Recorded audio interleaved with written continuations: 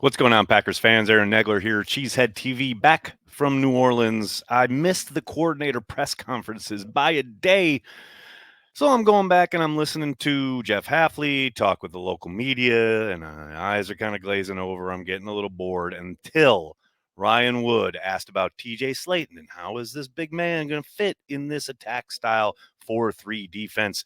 And let me tell you something. Jeff Hafley said something in his answer to Ryan that got me so excited. I had to sit down and talk to you guys about it and share my, maybe let's call it enthusiasm. I know I've been saying I need to see it on the field, and I still do when it comes to any Green Bay Packers defense. But this answer right here, it's got me a little excited, folks. Play knows you put him in a 0 in a 3-4, you put him in a shade, or you put him in a, put him inside leverage of a guard, and he's still right around that A gap. There's things we can do with him. We can tighten him up and get into some 3-4 spacing.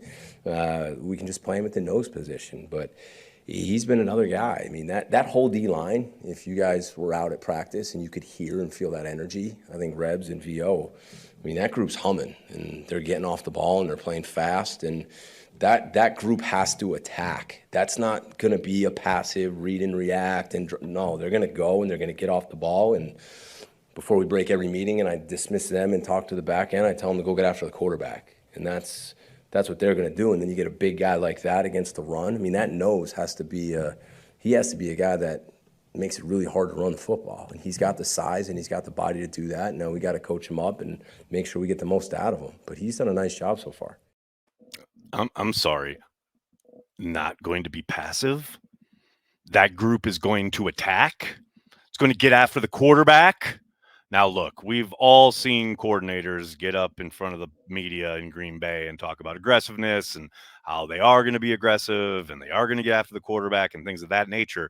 But when he's asked a question about TJ Slayton and then segues into the idea of the defensive line, regardless of really what's being asked on the back end, coverage wise, etc., you have to marry them, obviously. But the whole principle up front in this defense is about getting off the ball and causing havoc in your gap, getting up the field, getting to the quarterback. And hey, if you stop the wrong along the way, fantastic.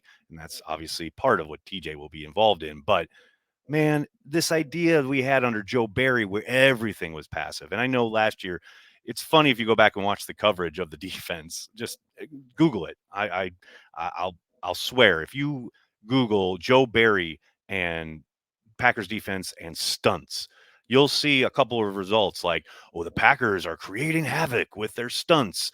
The stunts that the Packers are running up front are making the Packers defense dangerous. All of those headlines are from like August and September.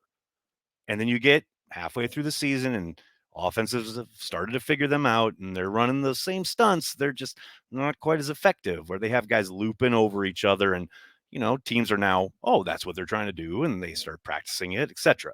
And look, every defense is going to have things that you're going to put on tape and offenses are going to counter it. But when the whole idea, the whole spine of the defense, especially the front, is about just getting off the ball, getting up front, and attacking. How many times we sat here on this channel, at least over the course of the last 3 years, where I've bemoaned the passive nature of the Packers defense. Now, it's obviously very, very early. They aren't even playing real football yet. They're just doing drill work. But the idea that the defensive line will be shooting off the ball, tasked with creating that havoc instantly, not reading, not reacting, not playing passive, and for once under God's blue sky, actually trying to dictate to the offense. Telling you guys, that got me excited.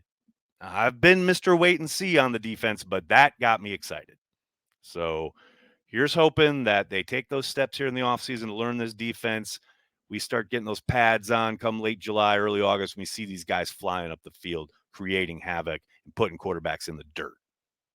That's what I'm talking about. Keep it here for all the latest on the green and gold. Tell your friends and tell your family. Cheesehead TV. We are devoted to Green Bay Packers fans worldwide.